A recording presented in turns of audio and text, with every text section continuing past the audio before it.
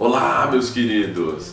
Bem-vindos a mais um Cinema Estranho e hoje a gente vai continuar a série Cinema Estranho Explica, ou Explicando, não sei, né? Hoje eu vou falar, de novo, eu vou atender pedido, não explicando, é sempre bom atender um pedido, sobre um filme que, até pra minha surpresa, assim, muita gente parece que teve muita dificuldade com ele, que é o Interestelar, do Christopher Nolan.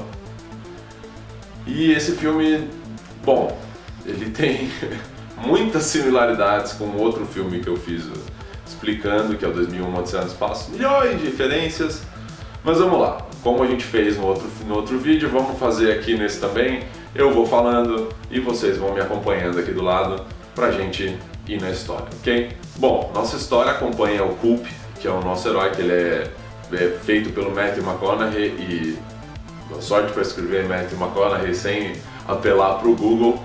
E ele é aparentemente um astronauta aposentado ou um piloto da Força Aérea aposentado, algo assim. Alguém que tem experiência com muito voo, né? E você acompanha um pouquinho da vida dele com os filhos e você descobre que a Terra meio que está indo para o cacete, né? A Terra está sendo tomada por tempestades de poeira, as plantações estão morrendo e as pessoas estão morrendo por consequência disso, seja por problemas pulmonares, seja por falta de comida, então tá todo mundo morrendo. Logo no começo, a filha do Culp, a Murphy, que você escuta muito no filme o nome dela, ela fala que tem um fantasma no quarto dela e tal, e numa tempestade de areia o Culp vai no quarto dela e descobre que tem uma anomalia gravitacional. Essa anomalia gravitacional faz que a poeira, né, caia de formas estranhas, forma tipo linhas no quarto e tal. Ele vê aquilo e acha muito estranho, porque parece como se fosse um código de barra, uma série de números e tal. E ele tenta traduzir aquilo e ele consegue traduzir aquilo numa série de números que dá uma coordenada. E essa coordenada leva ele até o que é a última base da NASA. E nessa base da NASA, a base secreta, né, eles estão tentando fazer uma última missão para tentar salvar a humanidade. E essa missão envolve duas partes. Uma é, uma nave vai sair da Terra, levando alguns tripulantes, para passar por um buraco de minhoca, que é o nome certo para isso é uma ponte Einstein-Rosen, que é como se fosse um portal para muito longe no espaço. Então pensa naquele exemplo, o próprio filme faz isso, que eles dobram uma folha de papel e passam uma caneta por dentro. Assim, ao invés de você ter que andar toda a distância do papel, você, para chegar desse lado, é mais fácil você dobrar a folha e passar por dentro. Essa dobrada é a ponte Einstein-Rosen, ok? Já vou adiantar que o que eu estou explicando aqui é com o meu pobre cérebro de não físico, tá? É muita coisa que traduzido para que eu consiga entender também. Então eles pegam essa nave, né? Aliás, a segunda parte do plano da NASA eles têm uma super base que vai levantar voo, só que eles precisam descobrir uma forma de meio que controlar a gravidade. E essa nave sai da Terra, né, ou a nave com os tripulantes, que vai passar pelo buraco de minhoca e tal, para eles, do outro lado, tentarem encontrar planetas viáveis, para onde levar a raça humana, já que a Terra já deu o que tinha que dar. Então eles vão, né, passam por lá e tal, e caem num outro pedaço do universo, onde tem no centro como se fosse um sistema solar, mas no centro dele tem um buraco negro e nesse buraco, em volta desse buraco negro, ele tem alguns planetas, né? Eles tinham mandado uma expedição antes e essa expedição foi atrás dos 3 planetas, só que só 2 mantinham comunicação. Então eles decidem ir atrás, né, de 2 desses planetas. Em um deles, quando eles caem, por causa do efeito da relatividade, gravidade, tempo, espaço, etc e tal, cada hora que eles passam no planeta corresponde a 7 anos na Terra, se eu não me engano. Então, eles pousam nesse planeta, tentam ficar pouco tempo, dá merda, claro, né? E aí eles acabam fugindo e nisso passou muito tempo, tipo, passam uns 20 anos enquanto eles estão nesse planeta. Eles vão para o outro planeta que era viável e lá eles encontram o Matt Damon, eu não me lembro o nome do personagem, é o Matt Damon.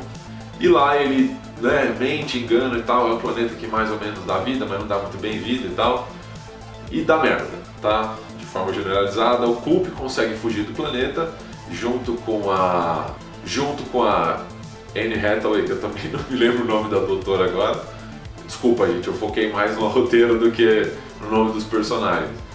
E eles conseguem fugir, só que agora eles não têm pra onde ir.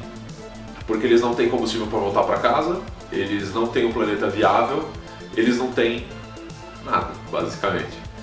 Então, o que o Culp decide fazer? Para poder manter, eles estão em rota de colisão com o buraco negro, né, no final do filme, e para poder ela sobreviver, ele se sacrifica, né, se jogando no buraco negro junto com um dos robôs que tinha sobrado, deixando ela com o robô à deriva, para poder pelo menos eles sobreviverem e tentar achar uma solução, tentar pousar em um dos planetas e ver se consegue sobreviver até algum dia alguém vir buscar ou não.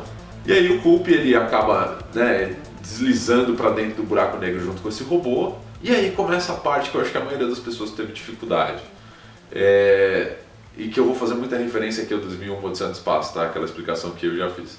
O Culp e esse robô eles acabam entrando no buraco negro, né? A imaginação é vamos morrer, porque um buraco negro é um lugar onde a gravidade é tão pesada e tão forte que nem a luz consegue escapar, por isso que ele é um buraco negro, ok?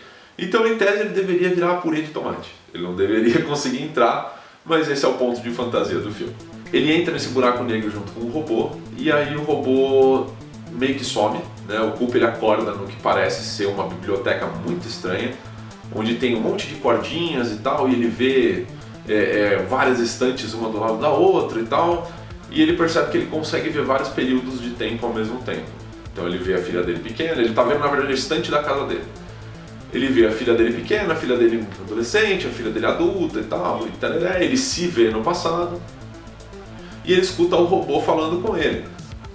E nisso o robô ele explica que o que ele está ali é uma representação gráfica do que seria uma quarta dimensão, que é o tempo, em essência, né? Seria essa representação dessa quarta dimensão. E quem está fazendo aquilo por ele, quem está fazendo aquela representação, quem manteve ele vivo? São os humanos. Só que são os humanos muito no futuro. E esse muito no futuro é muito mesmo. Tipo, eles aprenderam a controlar gravidade, luz, tempo, espaço, e eles evoluíram para seres multidimensionais, vai? Eles estão além da terceira dimensão, que é, né, altura, largura e profundidade. Eles estão na quarta dimensão, que é o tempo, devem ter uma quinta dimensão espacial, por isso que o Culp não consegue ver eles.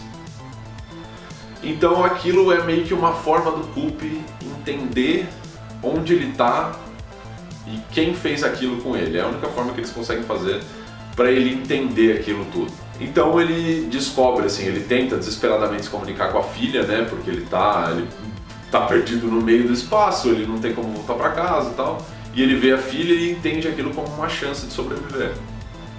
Ele começa a bater e tal, derruba livro, aí a filha acha que ele é o fantasma, né, aliás, ele é o fantasma do quarto da filha dele, só que ele tá no passado e ele tá no futuro também, então ele no futuro é o fantasma do passado. E aí ele acaba descobrindo, né, que ele consegue interferir em algumas coisas. Por exemplo, ele interfere na gravidade justamente para poder deixar as coordenadas para ele mesmo no passado encontrar a base da NASA e poder fazer tudo aquilo. E ele percebeu que aquilo não é suficiente, que ele não conseguiu avisar a filha dele que era ele. E ele pede para o robô, fala, me passa todas as informações que a gente tem em código Morse, que ele descobre que tem um relógio de pulso encostado na estante. Então ele descobre que ele consegue mexer ali no ponteiro para que ele comunique em Morse. E isso faz com que a filha dele, no passado, descubra uma fórmula para controlar a gravidade. Depois que ele fez tudo isso, os seres da quinta dimensão, tipo, os seres humanos do futuro, né, eles falam, ok, a tua função aqui foi cumprida, a gente vai te mandar de volta. Só que eles não tem como mandar de volta ele pro passado, então eles mandam pro tempo em que ele tá. Que isso é, tipo, mais ou menos uns 80, 90 anos depois que ele saiu. Então, na hora que ele volta, ele encontra, né, pegam ele à deriva no espaço e levam ele pra ver a filha dele, tereré, a filha tá velha. E ele é pego e enviado, né, tipo, ele pega, conversa com a filha e a filha fala, vai buscar a outra lá, porque ela tá presa faz, tipo, uma semana, sabe, do tempo que você passou aqui, Ela tá presa faz uma semana lá, vai lá buscar ela naquele espaço. E o filme termina com o Culp indo em direção ao pôr do sol, né? Indo em direção a buscar a outra cientista que ficou presa lá no planeta. Então eu acho que é basicamente isso. Eu não sei se ficou claro aqui, mas o fim do Interestelar, né? Tirando essa partezinha do final, onde dá tudo bem, todo mundo feliz e tal, é meio como 2001, Odisseia no Espaço. No 2001, toda aquela cena do quarto é ele se encontrando com seres alienígenas que, para fazer ele entender todo o conhecimento que tinha que ser passado, né, para a humanidade, que também no 2001 não deixa claro se são humanos ou são efetivamente aliens, podem ser também humanos do futuro. O que tornaria a obra do Christopher Nolan ainda mais perto do 2001. Então, aquele quarto no 2001 e o fato dele envelhecer e tal, é a forma de passarem conhecimento para ele, para levar ele para o próximo estágio evolutivo, que seria uma forma de garantir a sobrevivência da humanidade. E no Interestelar é a mesma coisa, exatamente a mesma coisa. Porque o que os humanos do futuro fazem é criar um paradoxo temporal usando o Culp para quê? Para que o próprio Culp do futuro crie a informação necessária para o Culp do passado, para ele ir até onde ele está, e para esse mesmo Culp do futuro passar a informação para a filha dele no passado, para que a filha dele pudesse salvar a humanidade. Então os humanos do futuro acabam se criando e se salvando ao mesmo tempo ao criar esse paradoxo. Se o seu cérebro derreteu, desculpa, paradoxo é foda, porque é um negócio que não tem começo e não tem fim, né? É um círculo infinito. Então acho que é mais ou menos isso. Isso é Interestelar. E isso foi eu explicando melhor que eu consegui entender de física, de um filme que tem efetivamente um físico por trás que ajudou a criar a história e os conceitos de relatividade, etc e tal, da melhor forma que eu consigo, né? Digam aí se gostaram, né? Comentem aqui embaixo se a explicação foi boa, a explicação foi ruim, que filmes mais vocês querem que eu ajude a entender, porque isso envolve uma tremenda pesquisa da minha parte, pensar muito e para poder trazer o conceito aqui para vocês. Não se esqueçam de curtir, compartilhar, assinar o canal para não perder nenhuma atualização. Até a próxima e bom filme!